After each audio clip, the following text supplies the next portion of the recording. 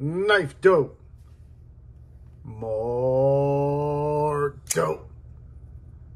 Come and get your figs.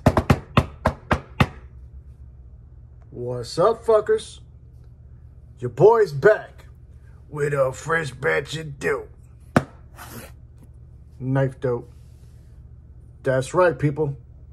The hits don't stop. In my continuing pursuit of bringing you the purest dope I could find, I got 2 bricks. That's right. I've got 2 bricks from 2 companies, and I'm excited about both of them. Really excited about this one, but I'm also really excited about this one. So being that that's the case, we're about to dive into both of them. But first, if you do enjoy the content, I'd ask that you would share, like, comment, and most importantly, subscribe, goddammit. It does help the channel. It does trick that algorithm. And it does help your boy to go viral. Okay, enough of that. This one was sent to me from Royalty, a.k.a. Colin Mason Pierre. Man, I love me some goddamn Colin. Such a great guy. You know, he always sends me shit. Whenever I ask for it, he doesn't bat an eye. And case in point, he sent me this. So let's dive into this. Today's unboxing knife is this one. Little budget wonder. This one is the Best Tech Mini Dundee. I like it. I really do. You know, considering it's under 40 bucks after the discount code. It's a great little beater knife with a snappy goddamn detent. So let's put it to work. You know, full disclosure, the edge that came on it wasn't all that sharp. But really all I had to do, and I'm going to give her a plug right now, was all I had to do was strop it with some of this diamond emulsion. This is actually from somebody who is in our community, Miss Lacey, from I think it's Lacey EDC. You could always find her on Instagram. $20 for a bottle. I got the 9 ohm, and this is fucking fantastic. This is more of a general maintenance according to her. I shit you not, 5 strops, or rather 5 passes per side, and this shit's cutting paper again. It wouldn't cut paper before that, and right after that, you know, she's a good gal, man. She does some sharpening as well, so try to support her if you can. But you know me, I'd never shit you. If it didn't, if it wasn't good, if it didn't work, I damn sure wouldn't plug it. So you never got to worry about that. Okay, let's get to this. All right, nice hard case. Let's see if there's anything in here. There's not. Just the goods. All right. Now, if you follow him, you should know that this is a recent knife that he just dropped. Him and Mr. Dave. This is him and Dave Warren's design. Full disclosure, I am not all that familiar with Dave Warren. You know, I'm not. You know, there's a lot of shit I don't know, believe it or not. And I've heard the name before, but I'm just not too familiar with none of his designs. But this is the Mutt. Now, when I saw the Mutt, I really didn't, like my initial, you know, upon seeing it initially, I thought it looked good, but I didn't feel I needed to go out and grab it. You know, you got to be selective nowadays because there's constant knives dropping. So you got to kind of decide what you're going to get. So I was fortunate enough that he sent this to me to take a look at, because just looking at it out the box, it looks goddamn good. There are, I think, 2 versions to this knife. This one has got what appears to be a fat carbon of some sort, like a nebula. I think that's what they call that, like a nebula fat carbon. This one comes in at $249. Great price for the materials we're getting. We've got a close length coming in at 4 inches. These are actually contoured. That's I would call this an overlay, because you can see how it stands proud from the scale itself. And it is on both sides, which I really dig. Nice half-length titanium backspacer. They have this shield on the front of the knife as well. Multiple forms of deployment. We've got this, what appears to be like a minimal flipper. And that is actually wonderful the way it is. It's right there even with your pivot. So very simple to actuate. Snappy as all get out. Detent, dial the fuck in. She flies out, right back to the house. Very smooth out the box. This is actually from Colin's collection himself, so I'm sure he wouldn't send me anything that wasn't up to par. This seems to be a little smaller size knife here in the hands. I am actually, you know, squeezing to get the 4 fingers on here. They are sitting close, I should say. But nonetheless, the overall length comes in at 7 inches. Blade length is 3 inches. The blade stock thickness comes in at 0.13 of an inch. CPM S90V. We've got a flat grind on the blade. This is a beautiful satin finish. Looks like a machine satin. Bolster lock, aka frame lock. Plenty of room to disengage that knife for sure. Now, if I'm being honest, I would have preferred no flipper, but that's just me. You know, if you're going to give me a flipper, I'll take it in the front. But or if you are going to give me a flipper, on a traditional flipper, I really like the ones like Vero does, the ones that disappear when the knife is open. They have a milled titanium pocket clip that is right-hand tip-up carry only. And yeah, this looks good, man. It really does. Overall weight on this comes in at 3.3 ounces. Now let's put up some knives for some size comparison. Basically a little bit of knife flexing. You know how we do. Let's start out with another one of Colin's designs, which I really love. And that is going to be the Kubi Royale. So you can see here by looking at both the Royale and the Mutt, very similar blade shapes, man. I'd venture to say almost identical, with the exception of there's like a swedge there on the tip of that blade. I don't know if you guys can see that swedge, versus there is none here. But other than that, they look identical to me.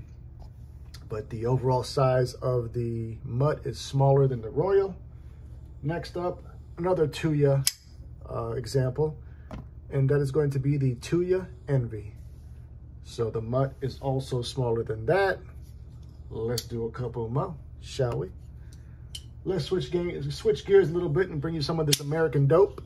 None better than the Spyderco Yojimbo 2. Still awaiting my damn original goat scales for this knife. Can't wait for them to get here. This next one, Jack Wolf Gunslinger, baby. So we can see here that the Mutt is smaller than that. Let's do 2 more. God damn it, 2 more. How about the Farron Forge Stinger button lock apparatus? So we can see that the Mutt is also smaller than that. Last but certainly not least, another recent acquisition. And this is the Griffin Scout F3. So the Mutt is about the same size as actually just a hair smaller than the Scout F3. Well, now that I have it in hand, I will admit to you, I do like it. You know, I really do. I would classify this along the lines of perhaps a gentleman's carry. This is a knife that you can pull out that won't, you know, won't intimidate or won't scare people. Great action, snappy little goddamn detent, and aesthetically it looks good, you know. It really does. So that is the Tuya Mutt. Let's get to this next one. Okay, if I'm being honest with you, this next one is the one that I was really looking forward to. I got this yesterday, but I didn't recognize the name that sent it. So I wasn't sure if it was a goddamn booby trap. So I had to do a little bit of research behind the scenes, and then come to find out it was something that I was expecting, but it just came from an individual who never sends me stuff. This is Wayne from Wayne Sharp World. That's who sent this to me. So fuck it, unboxing knife, we might as well put it to use. The Mutt. Let's see if she's okay. Let's see here. This box is kind of weird, the way he taped it. I'm gonna open this up off camera because I don't know if there's anything personal from Wayne Sharp World in here. Don't want to put his info out there. He is a OG in the game. I believe he's got, you know, a hell of a lot more subscribers than me. And speaking of my goddamn subscribers, we're getting close, people. We're only, as of the filming of this video, we're 12 shy of 1,000. Uh-oh. Uh-oh. Them Devo boys are at it again. God damn it. Oh, man. Now, this is the Stout version 2. Okay, we got a little info sheet pad here. Now, if you follow the channel at all, you'll know that the Stout is hands down one of my favorite knives in my collection. And that's even before really meeting Lefty or Colin or anything. It's just a great goddamn knife. I really genuinely love it. And I don't see it going anywhere. I ended up ordering version 2 of the Stout. I went with the Purple Haze Fat Carbon, I believe, right? I think that's the one I went with. But the one we have here in front of us is the two-tone version, I believe. Yep. They had one two-tone version to Stout, to the version 2, but I believe that they have 6 total, 4 right-hand options and 2 left-handed options. Let's go ahead and check this out. Here's a side profile. This time around, they gave us fat carbon on the fat carbon fiber for the scale options. I think that's all the options you can get are going to be fat camo carbon, right? I think that's fat camo carbon. Same general aesthetics as the original. Same snappy detent. Same great action out the box. So let's go over some of the specs. First off, the price on this, if you jumped on the pre-order like I did, you're looking at $325. If you wait till production is done and they hit the streets, you're looking at $375. Overall length is 7.59 inches. The closed length came in at 4.29. Nice and centered.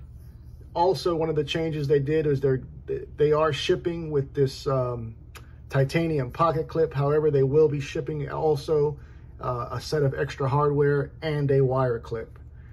And then some of the biggest changes from version 1 to version 2. Number 1, they have a different OEM. This time around, they're gonna be using Best Tech. The first go around, they went with QSP. And then probably the most striking difference is gonna be the blade steel. I know that Lefty and I believe Colin as well were very adamant about giving us, or trying to give us Van X, and they were successful in that. Hence why the price tag's a little bit more. I think version 1 was about $289, $269, something like that. So less than $50, and they're giving us Van X steel. We've got that same sheep spoon blade shape. I do know that the grind on this time around, even though version 1 was also considered a hollow, this is a lot thinner behind the edge. Looks fucking fantastic.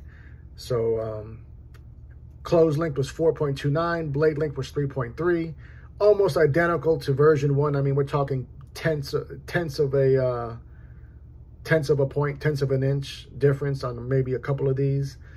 Now, ergonomically, we seem to have a little bit of a slimmer of a handle, but I'll tell you what, fuck it. Let's put up the original one. So here we have the original version. You know, I said slimmer in the hand, but I almost feel like, okay, I'll tell you where it's slimmer. It's actually thinner is what I mean to say. You can see here that this is version 2, version 1. So you can see it's a little bit slimmer as far as your thickness goes. But there you see also we've got these milling lines here on version 2 on the bolster, whereas version 1 didn't have that. You can clearly see that this is a hollow grind on the version 2. Version 1 was kind of hard to tell. You literally had to put your fingers on it, but once you do that, you're able to tell. Yeah, a lot more slicey on version 2. Same bolster lock for your locking mechanism. These scales that you see here on version 1, these were not offered when you purchased the knife. These are aftermarket scales. So should be basically identical as far as overall size goes. Now let's put up a couple of other knives for some comparison to give you guys a better idea. Let's put it up there against the Pony Stout, baby. Still waiting for these fuckers to give us a premium version of that Pony Stout. I feel that it might be coming one day. So we can see that the Stout version 2 is definitely bigger than that. Next up, the Vero Synapse. Shout out to the Queen for putting me on to that Synapse. So we can see that the Stout is bigger than that. Let's do a couple more, shall we? Possibly this next one is possibly the hottest knife in the game right now. And I think that I can safely say, as of this moment, this is my most favorite pickup this year for Overseas Knife of the Year.